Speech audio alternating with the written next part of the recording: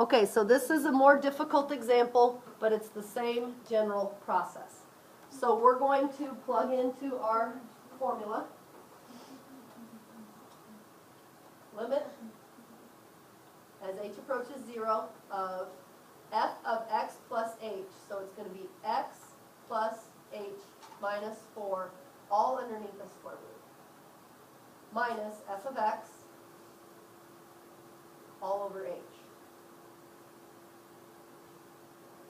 Knowing what you know about limits and simplification and one of the examples that we did last week, what do you think we need to do? You cannot square it. Don't do that. That's a common problem, okay? Complex conjugate or no, and I'm glad that you said that with the squaring because that's a common mistake. People try to square. You cannot square this. You cannot square it. Okay, you have to use a conjugate. So let's go ahead and multiply it by the conjugate. Megan, what's the conjugate of this? Square root of x plus h minus 4 plus square root of x minus 4. Perfect. Top and bottom.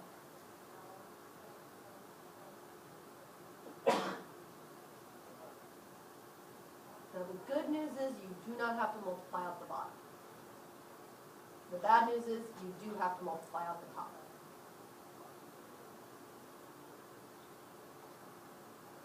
Kate, you think you can multiply out that top for me?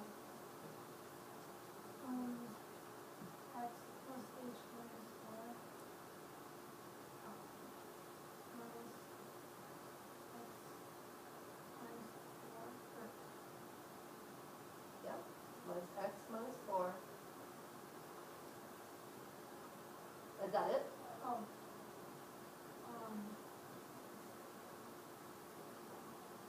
Did you? That's correct. That's the final answer.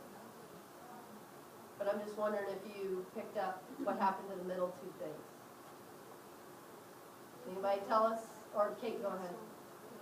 They canceled. Very good. This times this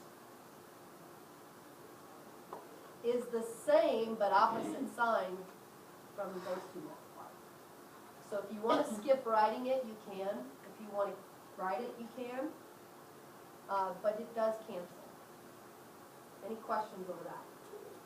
The top, when you FOIL it, the square roots are gone, and the middle two terms are gone, which is really super nice.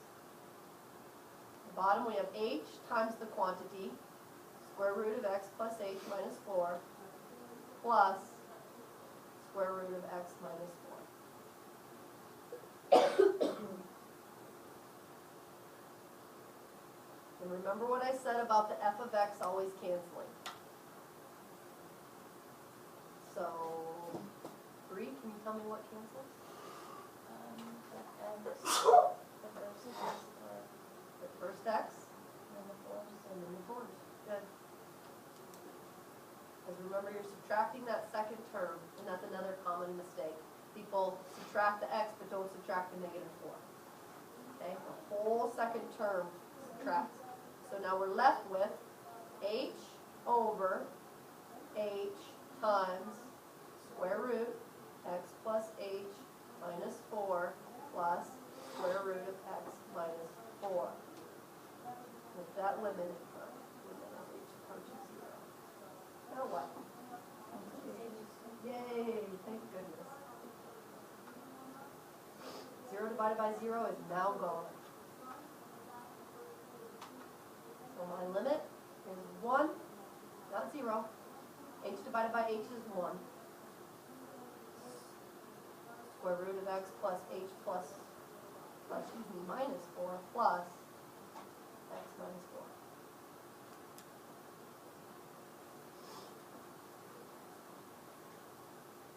All right, Lauren, what's next? You plug in h. Plug in h. Very good. Plug in h, which leaves me with 1 over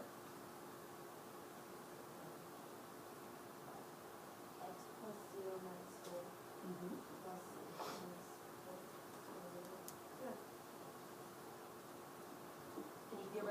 because we've evaluated the limit. So what's the final answer? When you put everything together. Drake? What's the square root of x minus 4 plus the square root of x minus 4? 2 square root of x minus 4. Perfect. Final answer.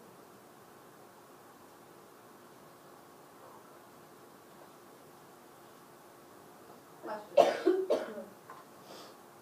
Why, when we did the limit problems, I made you work with the complex conjugates, because they show up again. And what point was it that we were evaluating at? 8, 2?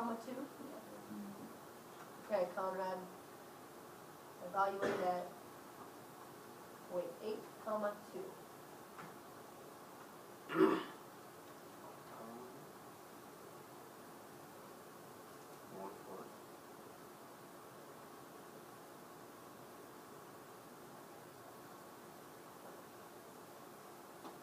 So what does that 1/4 mean?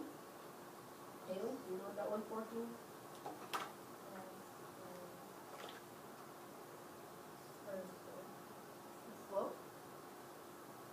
Everywhere?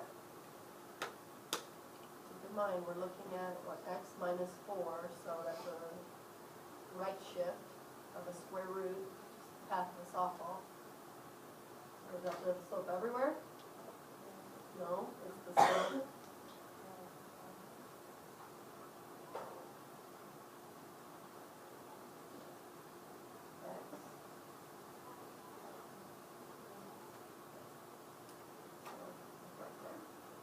Could we find the slope at x equals 7? Yes. X equals 6. They're all going to be different because it's a curve, not a line. Okay? Questions? That's as hard as it gets.